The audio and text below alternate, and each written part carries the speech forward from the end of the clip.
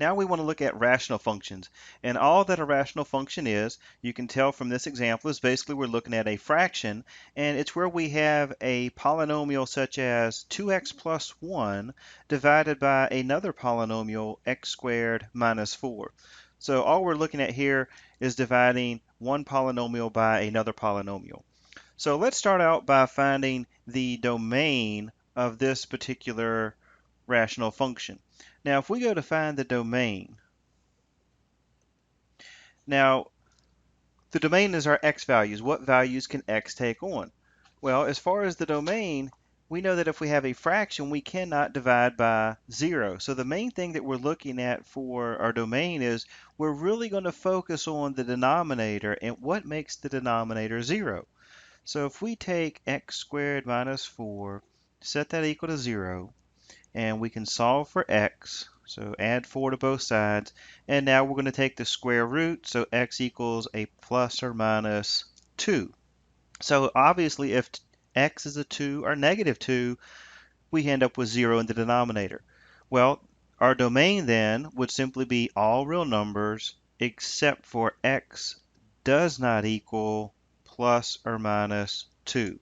And again, notice this notation here, this r represents all real numbers.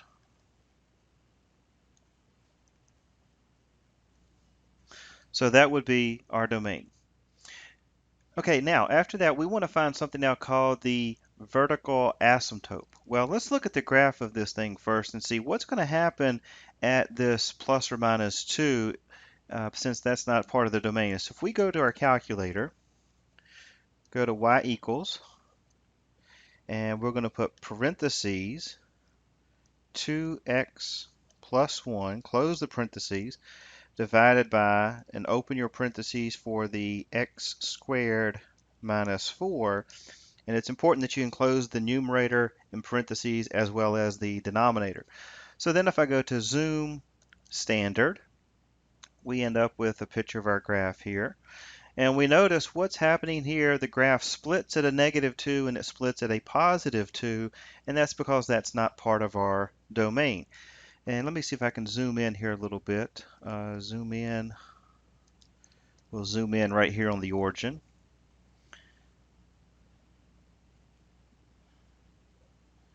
All right, now we're missing part of the graph over here, so let me adjust the x a little bit. Let's make our x, let's go out to maybe negative 5 to positive 5. That'll give us a little bit better picture here of our graph. All right, so if I copy this into our notes,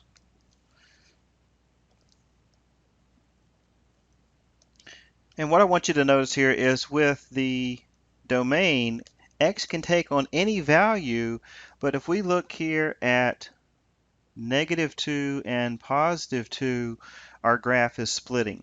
And at this split right here, this is called a vertical asymptote, okay? And basically what that means here, our graph is going to split at 2 and negative 2. And because of this actual break in the graph, this is your vertical asymptote at this point. So in this case, we have two of them, one at negative 2 and one at positive 2. Okay, and a little bit later I'll talk a little bit more about these vertical asymptotes and exactly how we can find them. Now, what else do we need to find here? Well, we found the domain, we found our vertical asymptotes, so let's see if we can find our x-intercepts. Well, where does this graph cross the x-axis? Now, we could look at the graph and we can do that with the calculator, but I want to look at how can we use the function to find the x-intercept. Well, if we're looking for the x-intercept, we're looking at what makes the y value 0, so we'd simply make f of x 0. So 0 equals 2x plus 1 over x squared minus 4. And really what we're looking for the x-intercept is basically what makes the numerator 0. Because if we multiply here, the x squared minus 4 is going to cancel out, and all we're going to have is 0 equals 2x plus 1. So therefore, subtract the 1 and then divide by 2. So x is equal to simply a negative 1/2. And we can see from the graph, it certainly looks like our graph crosses here at a negative 1/2 for our x-intercept. Now, how do we find a y-intercept? Now, again, be careful. This is the x-intercept, or another term here, they may call this your zero. You know, what are the x-intercepts or what are the zeros of the function? Both of those would still be negative 1/2. Now, the other thing we may want to find is what is the y-intercept? Well, that's where it crosses the y-axis. And to find that, that means we're going to let x equal 0. So we would then have y equals 2 times 0 plus 1 divided by 0 squared minus 4. So then we would end up with simply 1 on top and negative 4 on the bottom. So we have a negative 1/4.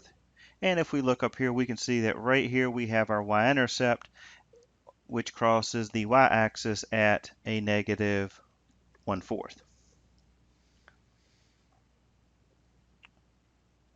All right, next we have another rational expression. Here we have 2x minus 5 over x minus 2. And once again, we want to start by identifying the domain.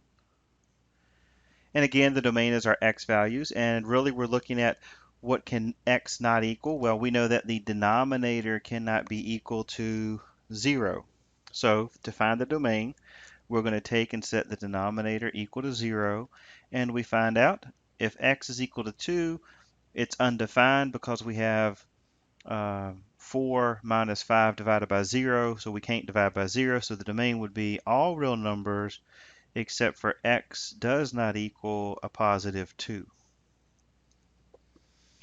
Now, I want to make a connection with this again. If we look at the graph, type this into the calculator. If we go to y equals, and we're going to type in parentheses 2x minus 5 divided by parentheses x minus 2, close the parentheses,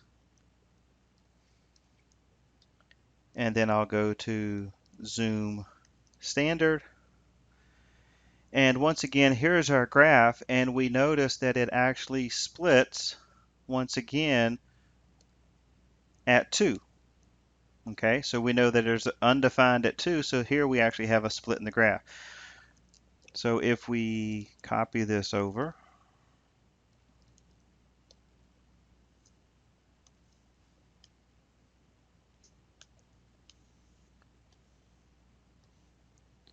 and at 2, we know there's a split here, and we said before this is what's going to give us our vertical asymptote. So how do we find vertical asymptotes? Well, basically you're going to take the denominator x minus 2 and set that equal to 0, and x equals 2 is going to represent our vertical asymptote, and that's going to occur at x equals 2. Now, because the vertical asymptote is a line, we need to represent that with the equation x equals 2. Okay, so when you're identifying the vertical asymptote, it's x equals 2 representing that particular equation. Now, you'll also notice we even have a horizontal. If we look and draw a line through here, we also have, and we'll talk about this in just a second here, we have a horizontal asymptote. If you notice here, the graph never crosses through this particular line here, which also, in this case, occurs at 2, except for this case, it would be y equals 2, whereas the vertical asymptote is x equals 2. And if we even go back to the previous example, we can even see here that it's possible that we're going to have a horizontal asymptote actually right here on the x-axis. Okay, and again, I'll talk a little bit more about this in just a little bit. But I want you to realize that, again, typically where your graph splits here, it's undefined. You have a vertical asymptote, and then here shortly we'll talk about how we can identify horizontal asymptotes. So basically here, your vertical asymptote can simply be for the most part, found by taking the denominator and finding out what's going to make that undefined. So we simply set that equal to 0. All right, next, how do we find x-intercepts? We want to find our x-intercepts, or in other words, we want to find the zeros. Well, once again, we're going to take our function and we're going to set it equal to 0. And once again, really, if we set this equal to 0, you're going to have 2x minus 5 over x minus 2 equals 0. And keep in mind, again, the first step is going to be to multiply to get rid of the x minus 2, so that's certainly just going to disappear and cancel out. So therefore, we're simply taking the numerator and finding what makes the numerator equal to 0. So we would add 5 and then divide by 2. So we have x equals 5 halves. Okay, so 5 halves, that would be 2.5. And we go up here and look, we can see that the graph does cross here at 2.5 or 5 halves. That is going to be our x-intercept. And once again, too, if we want to find our y-intercept, then that means we're simply going to let x equal 0. So we would have y equals 2 times 0 minus 5 divided by 0 minus 2. So that means we're going to end up with negative 5 over negative 2, which would be a positive 5 halves. And if we look at the graph, we could find that we once again cross here at 5 halves, which would be the same as 2.5. So there we have the domain, the vertical asymptote, your x-intercept, and your y-intercept. So all of this is, for the most part, review, except for now we're introducing this vertical asymptote, is going to occur typically when you have your rational expression where your denominator is equal to 0. All right, so now let's look at an example here. If we have f of x equals x squared minus 36 over x squared plus 7x plus 6. Well, here, one of the first things we might want to do is figure out the domain again. And if we're looking for the domain, that means we want to set the denominator equal to 0. Now, before we do this, I'm actually going to take our problem here and rewrite it. Let's see if we can factor this a little bit. The numerator is going to factor a difference of squares, so that's going to be x plus 6 and x minus 6. And it looks like we can factor the denominator as well, and that would go to x times x, and it looks like we would have 6 and 1.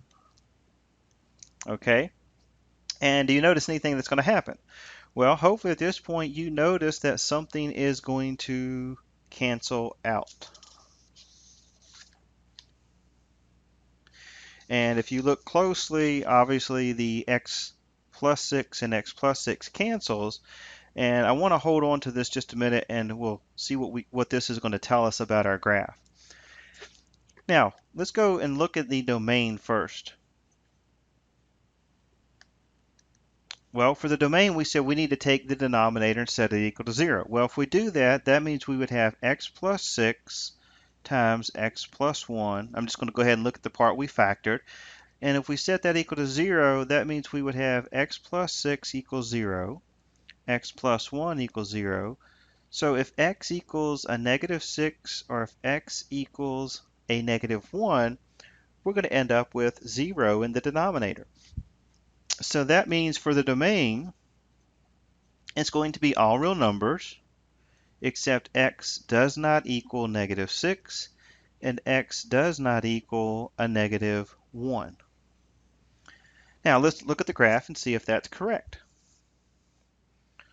So if we type this in, go to y equals, we want to clear out the graph here. And we had, let's see, parentheses, x squared minus 36, close parentheses in the numerator, and that's divided by And the denominator, let's see, we had x squared plus 7x plus 6, x squared plus 7x plus 6, and remember the closure parentheses. And once again, I'm going to go to zoom standard. And here's our graph. And sure enough, we do have a split, it looks like, at where we predicted. We said what? X cannot equal -6 and x cannot be equal to a -1. Well, if we look at the graph, it looks like there's a split here at -1, but here's -2, 3, 4, 5, 6. Here's a -6 over here, and there's definitely not a split in the graph. So the question is, what's happening at a -6? Because our graph looks like it's going to continue. Well, what if I went to second function and trace, and that's where we can actually calculate a value. So I'm going to select number 1 so we can calculate what happens when x equals a -6. Well, if I type that in and we hit enter, notice down here for the y we do not have an answer. So that tells us there's something going on, which we knew we can't divide by 0, so there's something going on at -6. And what happens if we were to type in -2? Oops, I'm sorry, let me go back here. We had, I'm sorry, -1. So if we type in -1, once again, we know that it's undefined, but the question is, based on the calculator, what's happening here at this -6? So let me go ahead and let me type in -6 again and see it's still showing it's undefined. So if I copy this, let's see if we can determine what's going on at this point. And this is a connection I want you to make here and understand what's happening. Clearly, we have, if we think about finding our vertical asymptote, I said before we would set the denominator equal to 0, and clearly we're having a vertical asymptote here at -1.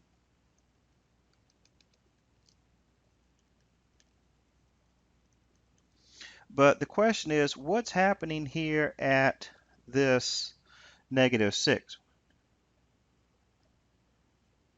What's happening here at a -6? Well, what's happening here is, if you notice up here, when I factored the function, the x plus 6 canceled. Now, if we take the denominator, we took the x plus 1, we set the x plus 1 here equal to 0, and we came up with a -1. But here, if we take the x plus 6, we set that equal to 0, and we got this -6. Now, if you notice, the x plus 6 part, we could actually cancel out when we factored. And when we do that, we end up with the function f of x equals x minus 6 over x plus 1. Well, because this piece that factors out, we do not have a vertical asymptote, we simply have a hole that is in the graph. Now your calculator, the pixels are too small to really show you this, but what's happening here at the graph, you actually have an open circle. There's a hole right here in the graph at -6. And that's going to happen anytime that you can cancel that factor in the denominator out with a factor in the numerator. So in this case, because it cancels out, we have a hole in the graph instead of a vertical asymptote. The part that does not cancel out, where you take the x plus 1 and we can set that equal to 0, and we get x equals -1, that's where we get the vertical asymptote. Where we get the hole in the graph is when you take the piece that we've factored and canceled out, the x plus 6, that tells us that -6 is not a vertical asymptote, but we simply have a hole in the graph at that particular point. Okay, so this is where you have to be very careful, because again, clearly the calculator does not show us there's a hole there. But clearly if you type in a -6, your calculator says there's no point there. It's undefined. And even if you go into your table, second graph, and we type in -1, notice it gives us an error message, and that's because it is undefined. All right, so we've already found the domain, we found the hole in the graph, we found our vertical asymptote. So now what else do we want to find? We want to find the x-intercepts. And again, this is either the x-intercepts or the zeros. So we can simply find that by taking and setting the function equal to 0. Now again, we have already factored x plus 6, x minus 6 in the numerator, and we're only concerned with what's going to make that numerator 0. So I'm just going to take the numerator instead of equal to 0. And that means we're going to get what? X plus 6 equals 0, x minus 6 equals 0, and we get x equals a -6 and x equals a +6. Well, if we look at the +6, let's see, 1, 2, 3, 4, 5, 6, it looks like it's clear that it does cross at a +6.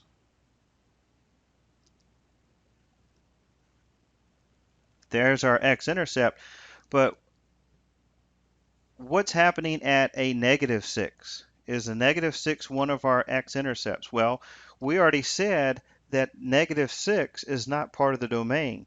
So this -6, there's a hole in the graph, so this is not a 0. The only 0 we have, or the only x-intercept we have, would be the +6. Now let's find out, do we have any y-intercepts?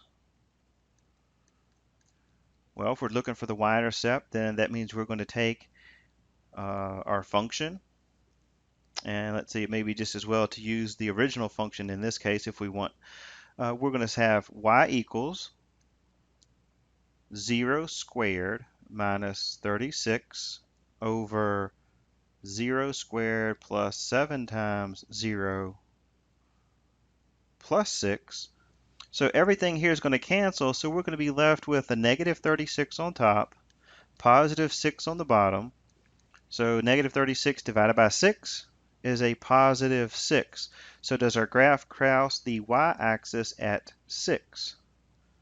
Whoops, I'm sorry, not +6. This should have been -6. Negative and positive makes it a -6. And if we count 1, 2, 3, 4, 5, 6, it looks like right here is a -6, and we have our y-intercept.